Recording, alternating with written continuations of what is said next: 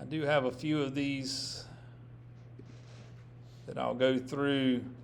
All right, so you do have some fill-in. Right in the beginning, we have introduction and review. That's what we want to just kind of remember a few things about the book of 1 Thessalonians, because sometimes as we go through a book of the Bible, we actually start to cover deeper into some of the subjects that it's talking about, and it may cause us to forget a few of the things that we're actually learned already, such as, in your handout, the scripture records Paul engaged in how many missionary journeys planting churches?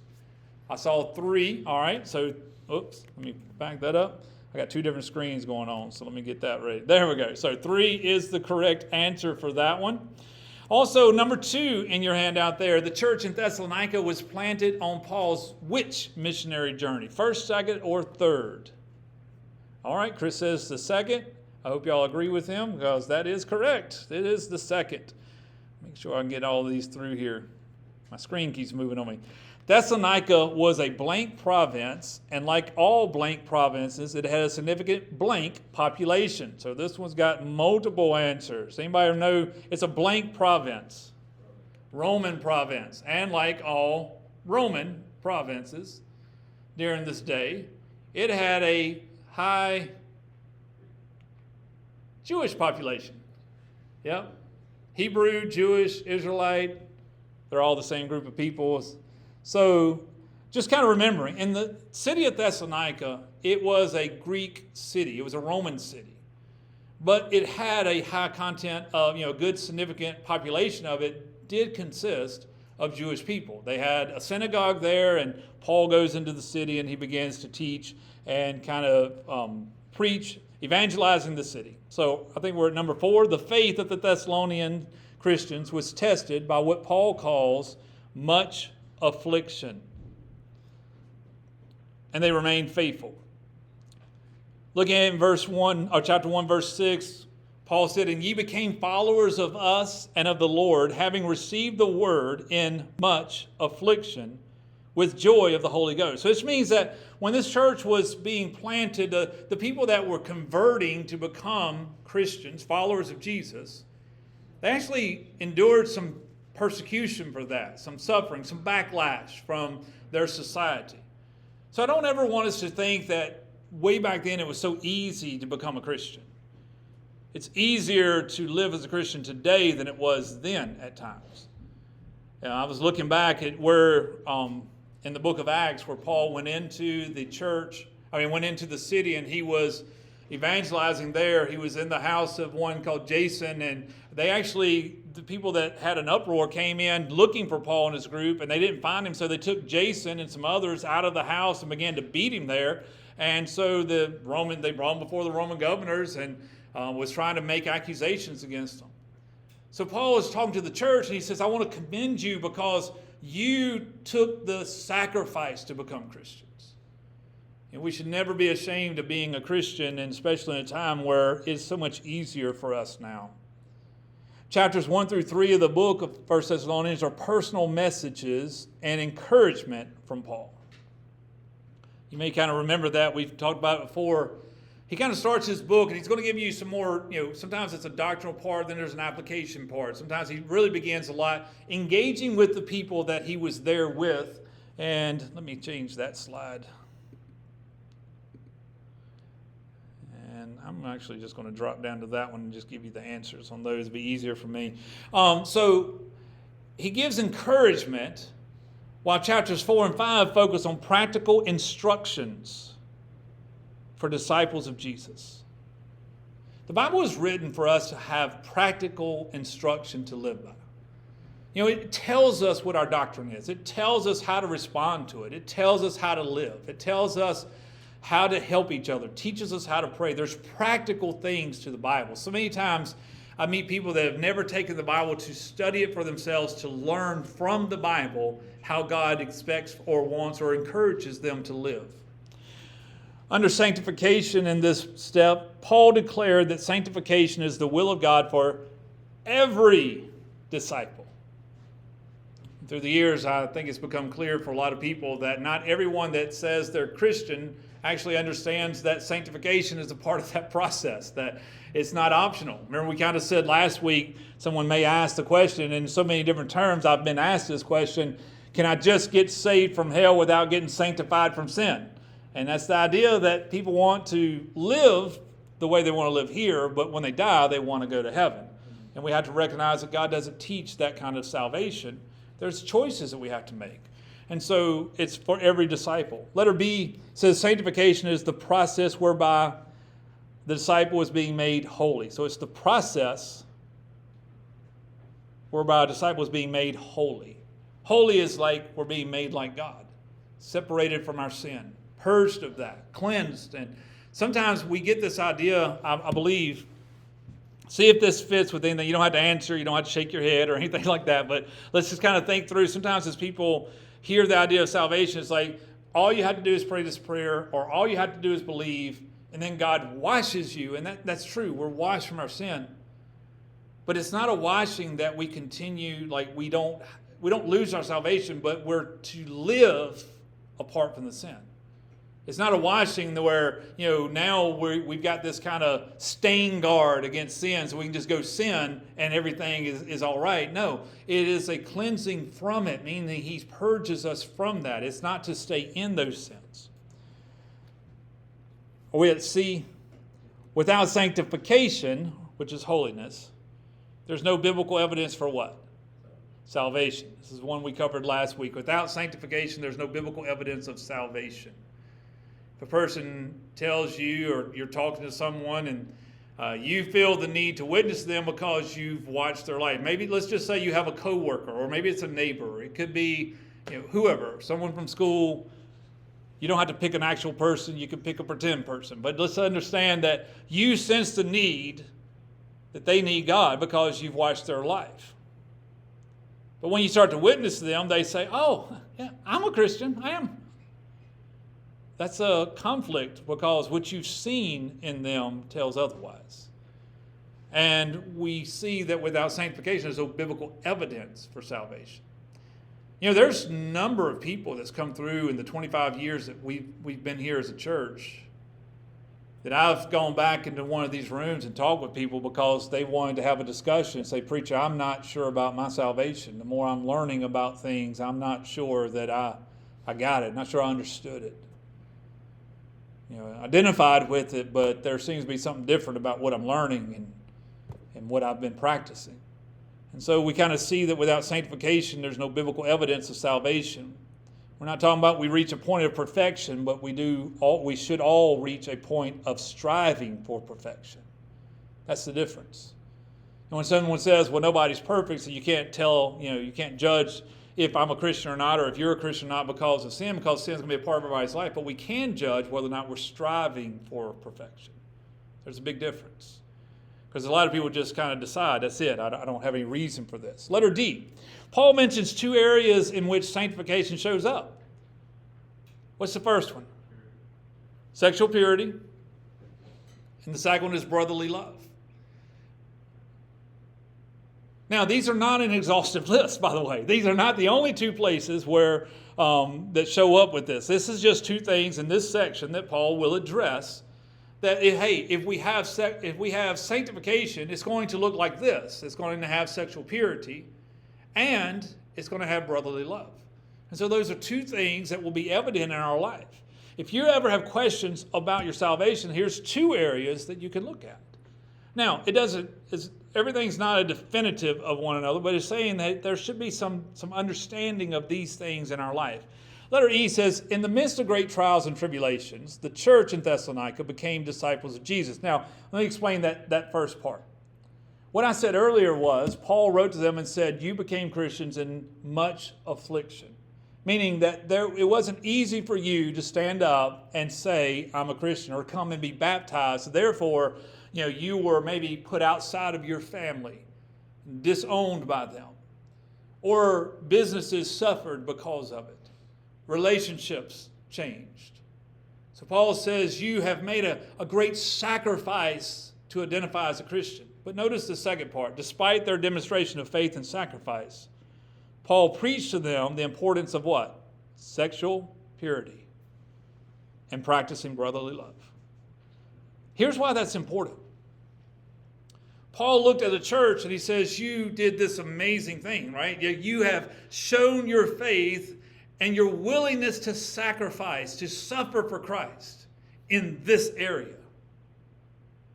But he didn't neglect to preach to them about these other two areas, sexual purity and brotherly love.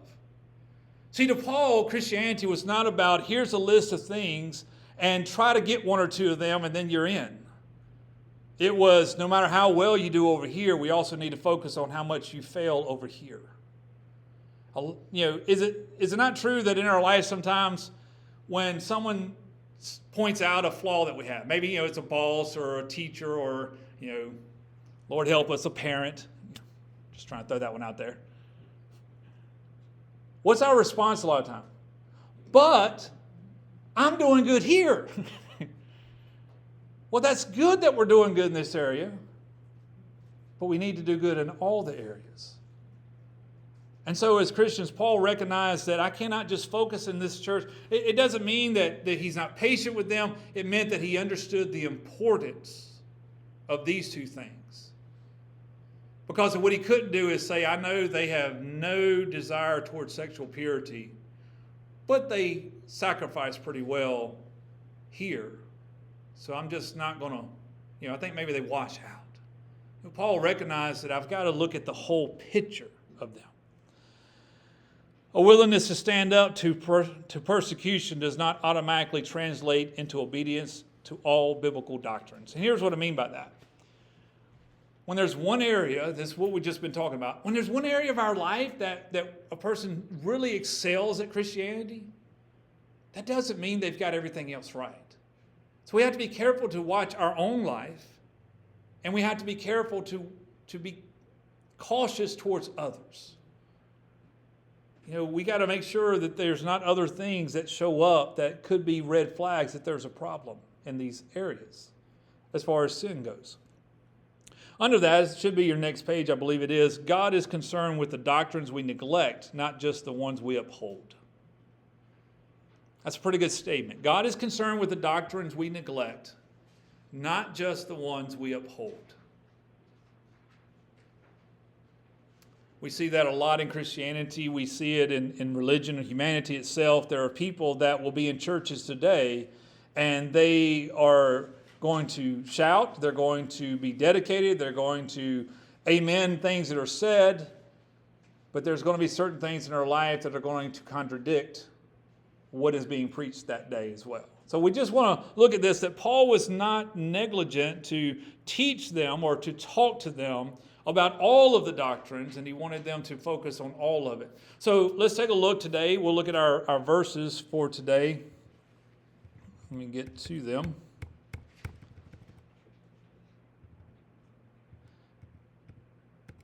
Let's do it faster this way. There we go. All right. It took longer than I thought. All right, we're going to look at 1 Thessalonians chapter number 4, verse number 3, and then we're going to adjust how we're going to go through this in the next little part. Here's what it says. For this is the will of God, and could you say that next few words with me? Even your sanctification. Then he says that ye should abstain from fornication. That every one of you should know how to possess his vessel, that's our body, in sanctification and honor. How do we live our life? How do we honor the body that God's given to us? Not, in other words, it's opposite of the lust of concupiscence, or in other words, that's not just in the sense we should not be like the world does, even as the Gentiles which know not God. In other words, social norms do not dictate sexual purity, God's word does. That no man go beyond and defraud his brother in any matter, because that the Lord is the avenger of all such, as we also have forewarned you and testified. For God hath not called you unto uncleanness, sexual fornication, all the other things that he's mentioned, but unto what? Holiness. That's what we're called to. To say that we are Christians means that we are called to holiness, and we strive our life for that. Now, we'll talk about that as we go through some more. Notice how Paul puts it here in verse 8. He therefore that despiseth not man, but God, who hath also given unto us his Holy Spirit. What Paul puts here is a statement. If you could read in some of the other, I didn't bring it up, but you could put it in some of the other translations. And it would basically say those that are rejecting this doctrine of sanctification, of abstaining from fornication, are not rejecting us. They're rejecting God. So that's going to help us as we walk through some things we look at. Quickly, I want to look at the remainder of page 2, and then we're actually going to skip a little bit because of sake of time. And when I say that, it means there's some parts I want to get to, and if I don't cover it first, I'll run out of time, or I'll rush through it, and I want to make sure we kind of get to that part. So let's look at the reminders. The Greco-Roman culture accepted and expected many forms of sexual behavior, such as pre- and extramarital sex, homosexuality, prostitution, slaves as sex partners, etc. We talked about this last week. We put a big part of that into your lessons for you to take home. What it's saying is the Greek culture it was not a shameful thing. It was not sexual behavior was accepted and expected in all of these areas. The stigma was not there. Sexual purity taught by Jews and Christians was contrary to the culture of the time. This means that those who considered becoming disciples of Jesus and joining the church also had to accept sexual purity as a way of life. Those are the things that was going on in their day.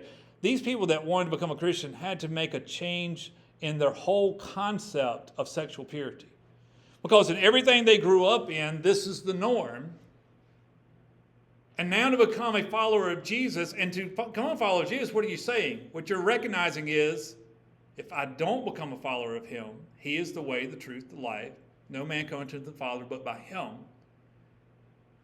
So I'm either choosing separation from God for all eternity, life and eternity in hell, or sexual purity. That's why there was the struggle for the choice. Questions. What were your beliefs on sexual purity before learning the biblical doctrines? Everybody in this room probably grew up a little bit differently. Some grew up in church. We kind of grew up in America where there's certain expectations and acceptances and stigmas of sexual purity. But a lot of people grew up in a world. I attended a Christian school. From 4th grade to graduation, I attended a Christian school. Now, a lot of people misunderstand and think that because my parents were Christians, that's why they sent me to the Christian school. Not all parents shared the biblical doctrines or beliefs that the school had. I know there's a rumor. I didn't know whether I didn't validate it. I just, you hear things when you're kids. I understood that one of the young guys in our school, when he was going to prom, he had left our school, went to public school when he got older. When he was going to prom, his mom took his girlfriend out to shop for lingerie.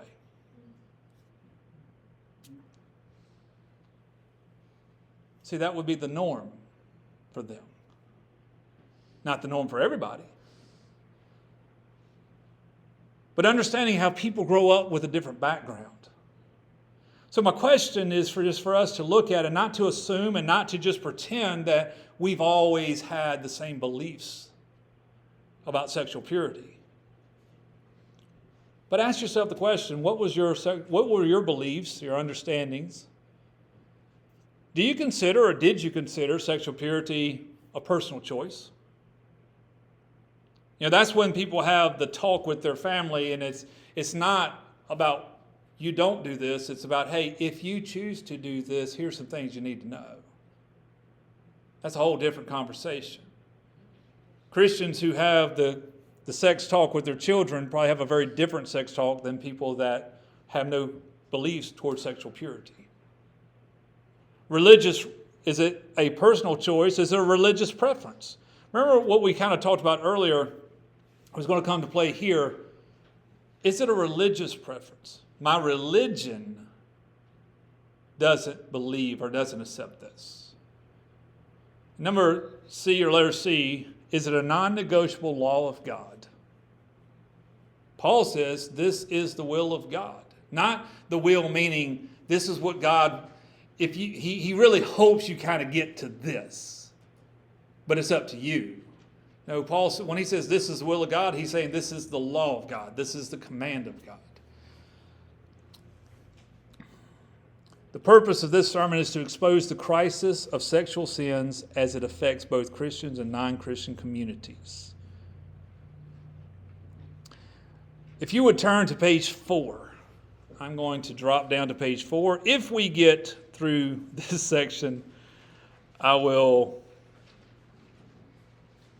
cover some of the other. But you have all of the information here. It's one reason I like the handouts is you get more information sometimes than what I'm able to share. You get to go back and look at it. And you get to study it. Let's just say that we're at a place. I've got a lot of verses, a lot of things that teach about sexual purity in here. But let's just say that we're at a place, and now we're going to ask this question. If you see the section that says biblical conviction versus cultural behavior. What this section is to do is to kind of like, after all the verses were there, is to kind of bring us to a decision. Do I have a biblical conviction about sexual purity? Or do I just have a cultural behavior towards it? So let's kind of decide, because sometimes people think they have a conviction about certain things until life situations put them in a different context. Joseph in the Old Testament in Potiphar's house, Potiphar's wife daily tried to seduce Joseph. And you may remember that story. So he's in the home. He has opportunity. And Potiphar's wife is daily trying to seduce him. One day, she catches him in the house alone. And Joseph's going to have to decide on this day, does he have a cultural preference towards sexual purity? Or does he have a biblical conviction that it's wrong? So she throws herself, makes every effort to seduce him. And the Bible says that he fled from the house. Matter of fact, he left his coat there. That incident is later going to have him in prison because she's going to lie to her husband and say, he tried to rape me. Here's his coat. I screamed for help and he ran away. But when he ran away, what we see in Joseph, and what Joseph was learning about himself was, this is not a religious thing for me. It is a personal conviction that I have. That I cannot do this. He even says, I cannot do this wrong against God. So under this, number one, if you have a biblical conviction, you will have a personal commitment to sexual purity based on the Bible. This is for every person of every age. You'll have a personal commitment to sexual purity based on the Bible, not based on our culture. What is one of the great dangers, and I do want you to help me with this, what is one of the great dangers of basing your convictions on culture and not Bible? There's several we can mention, but what are some? Culture might change. Culture is going to change. Culture is absolutely going to change. Over time, everything changes with culture. So sometimes what people believe is a conviction is actually just a cultural behavior that they've been taught. And as that culture shifts, so does their conviction about it. That's where you hear people saying, well, I used to think that way, but I've grown from that. You don't grow, and the Bible doesn't change as we grow. And that's the danger. One of the other dangers is, what if culture is wrong? If culture is wrong, and that's what we base it on, I'll give you the third one that makes it easy. When we stand before God, every saved, every unsaved person, every person that's going to make it into heaven, every person that's not is going to stand before God. And the determining factor is not going to be, did you follow the cultural norms of your day? But what? Did you follow my word? And so, first of all, if we were to look at and say, do I have a personal commitment to sexual purity or a cultural behavior, it's got to be personal.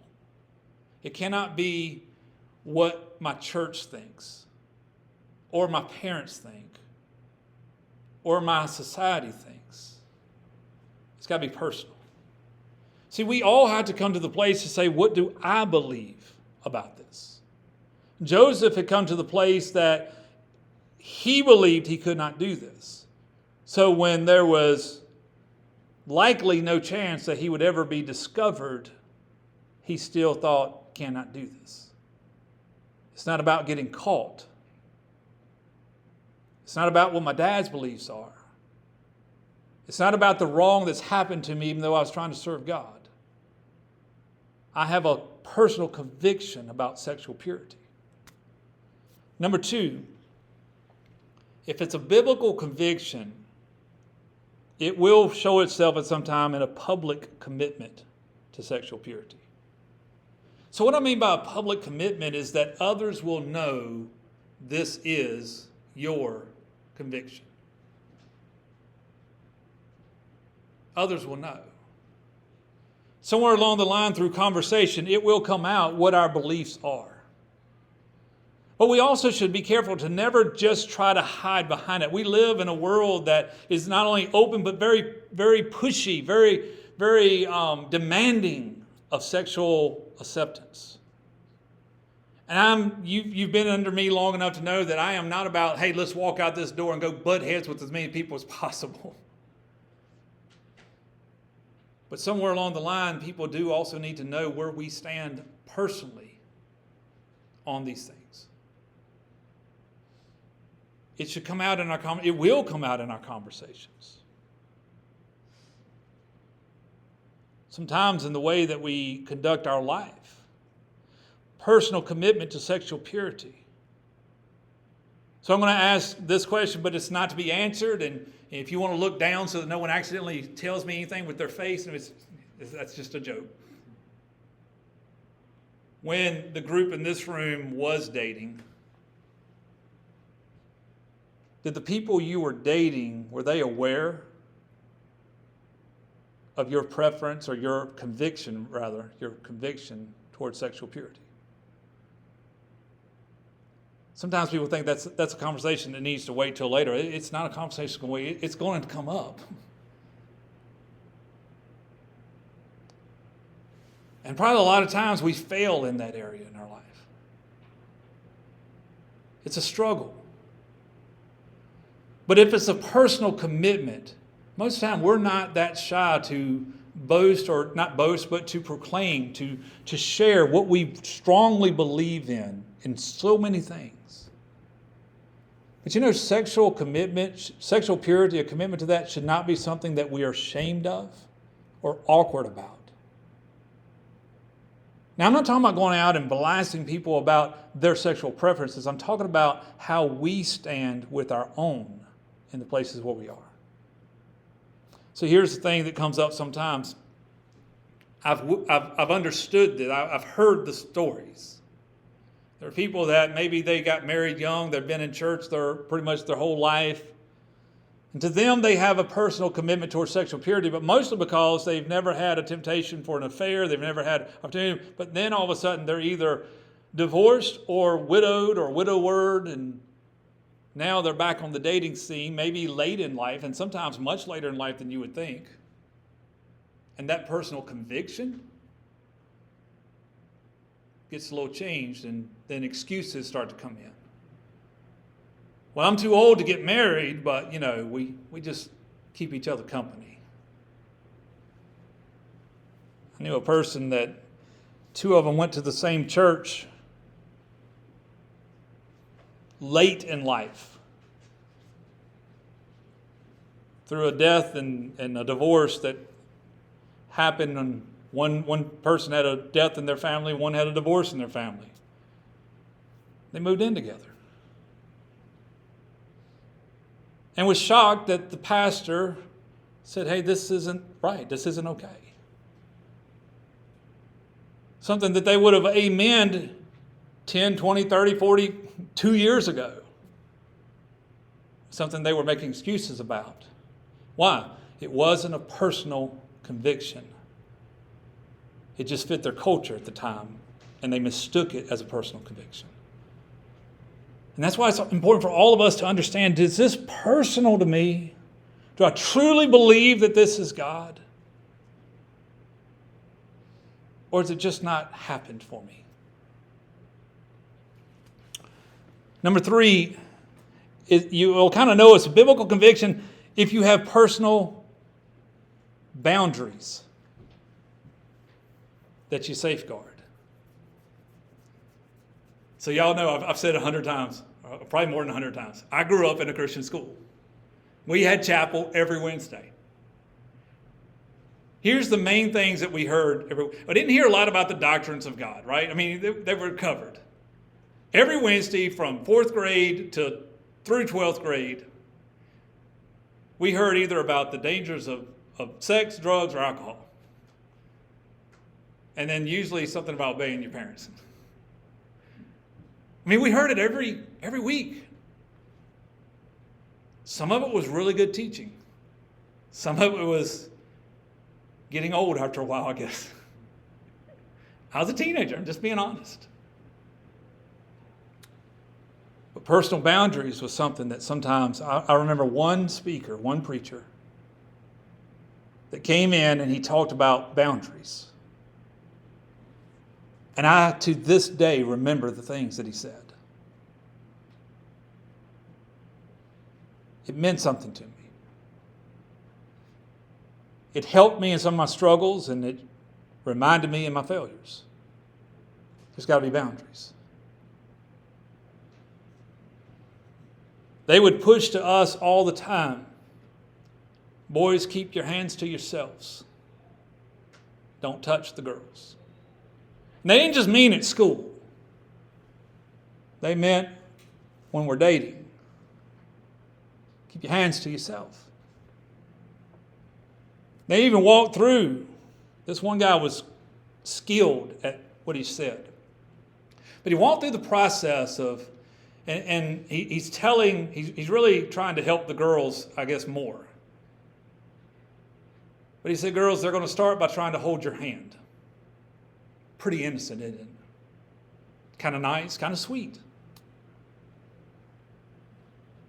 He said, but they'll move that hand to your leg. You'll be a little uncomfortable, but you'll probably let it go. Here's a statement that he made. And I'm pretty sure that most of the guys that was in there was wishing he would just get done and quit, because it's like spilling all the secrets. And here's what he said. He said, every time they're with you, they're intentionally making progress towards a sexual relationship. And where they end is where they will begin the next time. If they have to work up to holding your hand and get you kind of used to it, that's where they'll begin the next time.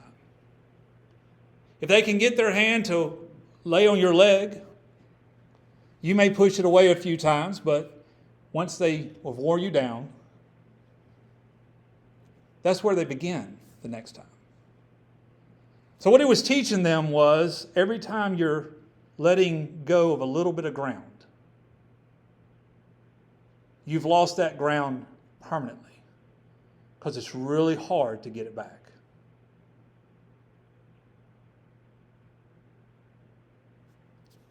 I was a Christian. I thought I was pretty good. And then I was listening to him, and I thought, he's right. He's right. He's telling the truth. That's human behavior, isn't it? And he said, there's a lot of you girls sitting in here. You have every intention of being pure till you get married. But little by little, situation by situation, you give up ground until one day your resistance is low and you give in. He made another statement. He said, typically, young girls are looking for love. He wasn't soft on us guys. Typically, guys are looking for sex. That's what he said. And he said, guys will exchange the concept, the idea of love for sex. And young girls looking for love will exchange sex for the hope of love. He said that's how it happens. Personal commitment, a public commitment, and boundaries that you safeguard. There must be boundaries in our life. And this is not a teaching just to the women. This is a teaching in a guy's life. Because as young guys are growing up, they're being exposed to sexual things. And as they're exposed to that, if they don't have good boundaries, they'll begin to desire the things they're exposed to. So it has to be boundaries. Number 4, if you have protective measures built into your life. It's one thing to have a boundary. It's another thing to have a protective measure built into your life.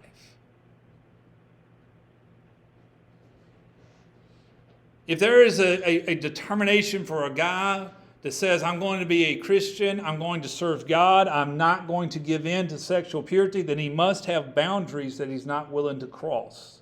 And those boundaries have to be protected. So he puts in protective measures to do that.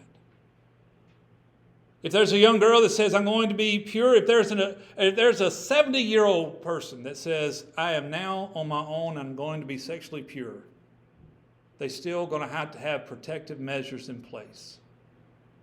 Because one of the things that hasn't changed is that the young boy at 14, 15, 16, 12, who's trying every day to gain a little ground in the battle for sex, he grows up and he's 70, 75. He's playing the same game if his heart's not changed. Age does not bring about sexual purity. There's enough dirty old men and dirty old women to validate that claim. Age does not bring about sexual purity. Jesus Christ does. And so there must be protective measures. What are the protective measures in your life to keep you from falling and leaving Christ and a desire for sexual purity? What are the protective measures in your life?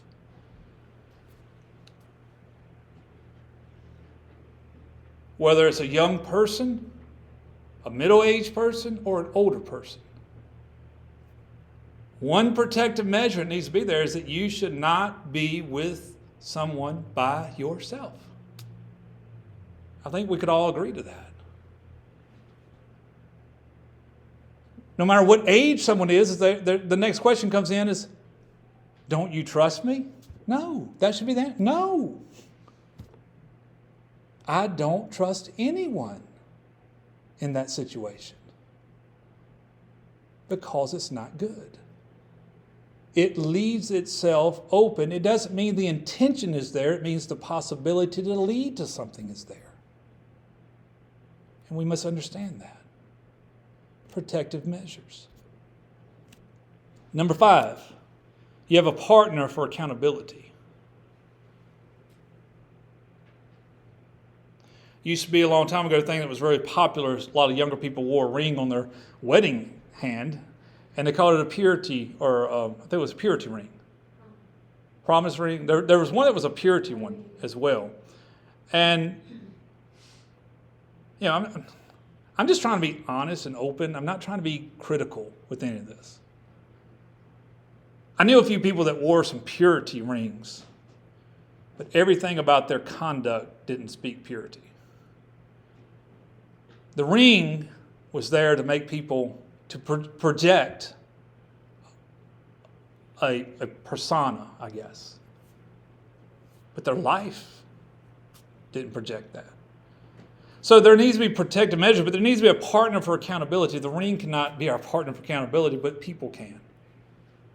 Parents need to be accountability partners for their children. There needs to be an open and honest conversation with people from the earliest ages all the way through their adulthood, all the way through life. How are you doing in this area? Where are you at? What's the struggles? Hey, were you in a bad situation? Did you put yourself in a situation that maybe you needed to avoid? Maybe someone that you put in your life and you say, you know what? Let me know. Not that I've done wrong, but if maybe I've just got some blind spots to some things. Just let me know. You see my blind spots, I don't. That's why they're called blind spots. That, hey, this could go wrong.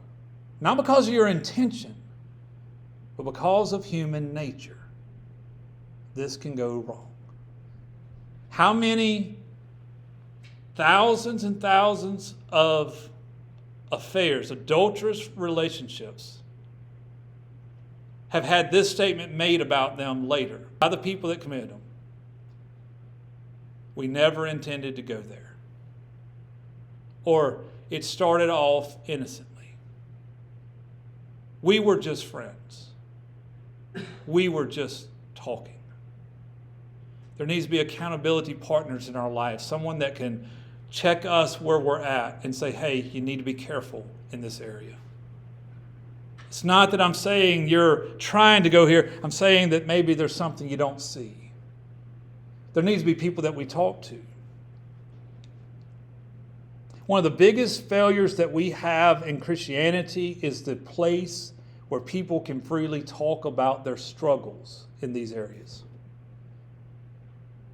I grew up in church. I grew up in a Christian school. I've said it a million times. But looking back on my life and thinking about these things, I began to realize at no point growing up did I really feel comfortable that I could come forward and talk about my struggles I was having in the area of sexual purity. I think there's and I don't mean this the wrong way. I have a section in here that you'll read. It says about changing the concept, the culture from looking at sin as just a shame factor and making it normalized in a sense. Not that it's okay, but we need to understand that every person in this room has gone through, is going through, and will continue in the right opportunity to be faced with these things. Sexual desires are a part of the human nature. They're the norm. And so we struggle with those things naturally. If there was a time and an opportunity for people to look and to be able to say, this is an open conversation where people are not hiding or it's not shame because we're dealing with these things, but it's the normal struggles we're dealing with. Let me ask you, I'll try to explain it this way because I think it makes more sense. If we were right now in an AA meeting, if all of us was in an AA meeting, if that's what this was instead of church, does anyone know what a person would say? We'll use Chris. Not that Chris is an alcoholic. Not that we're all in the same meeting. Don't look at Chris funny.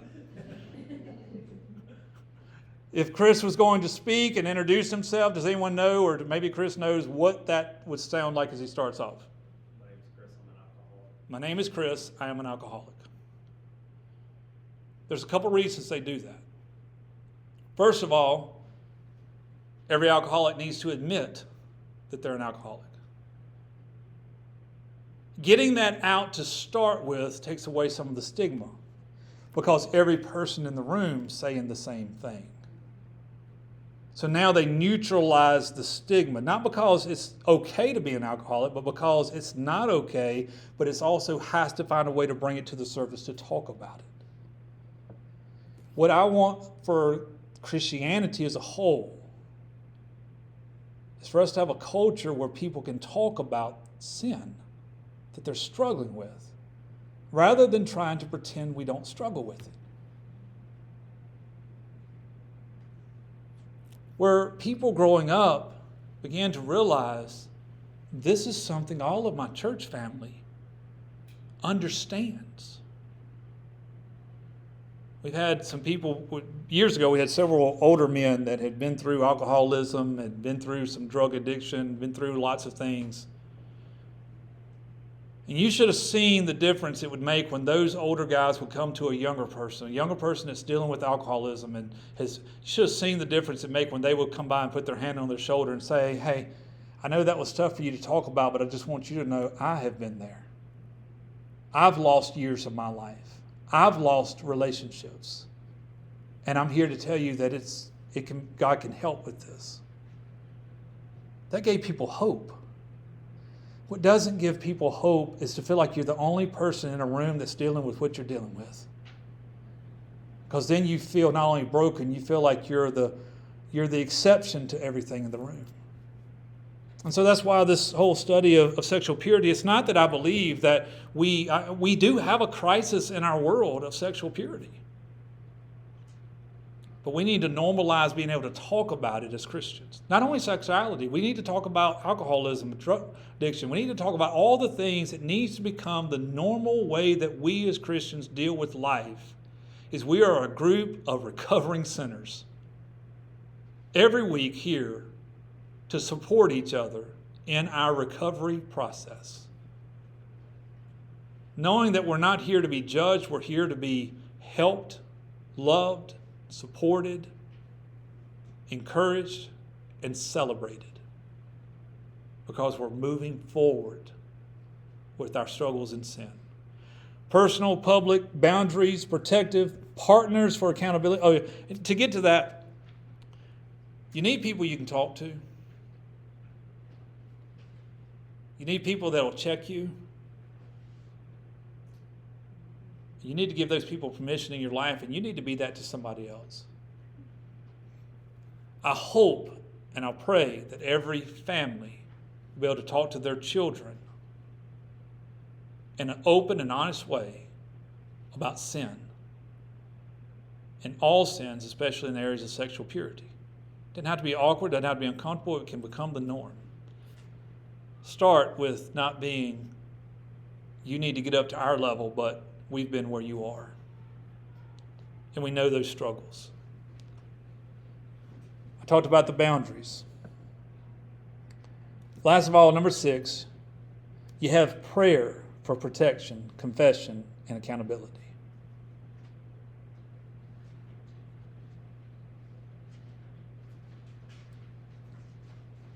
Prayer is a resource that we fail to use. So let's look at it this way as we close out. I still went longer than I wanted to go, and I cut out half of this. Now y'all know why I skipped ahead, right? If today we lived in a place that let's just say that we lived in a war area.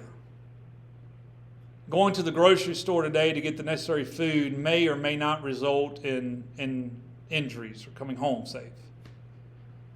Each of us would pray before we left, wouldn't we? What would we pray for? We'd pray for safety, protection. But every day we're in a spiritual battle where our enemy is throwing out the plot to lure people through sexual attacks. And we never stop to think to pray for ourselves and for our families. Lord, keep me in remembrance, mindful of my obligation to sexual purity to you today. And then be honest about the places, the areas, the things that you struggle with. If it's alcoholism, if it's anger, if it's all these things, what is the area of life that you struggle with the most? Make that a matter of prayer, not once, but through your day. Lord, today I may get hit with depression. I deal with it on a daily basis. Lord, protect me from that. Help me to set boundaries in my life. Help me to have accountability people. Lord, today I'm going to deal with anger. I get angry every day. It's eating me up. Something's happening. God, help me today. Lord, today I will be attacked by sexual attacks. Convict me. Help me to set safeguards in my life. And help me to confess when I make these failures. Help me to be someone else's protector, helper. This is how the church can help each other. To practice these things. And to make sin not something that we have conquered, but something that we're in a daily battle with in our life.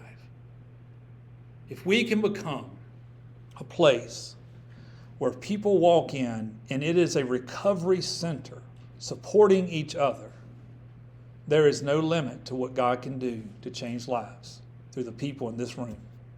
And I fully believe that, and I've seen it. I've seen the benefits of growing up in church and in the Christian school, but because of that, I've also seen the areas that it failed. And not being critical, grateful for all that I did have. What it lacked was a comfortable, safe place to discuss, ask questions, and learn from others that has done better at it, that have failed at it, or going through it. And I hope that all of that makes perfect sense to us today. I wanted to cover so much more. If you look through there, I gave you statistics. I'm trying to just give you information on every sermon, not just this type of stuff, but on everything. I want to give you as much information to help you as possible. Today we're going to stop and we're going to go through some prayer, and then we're going to give a few announcements. And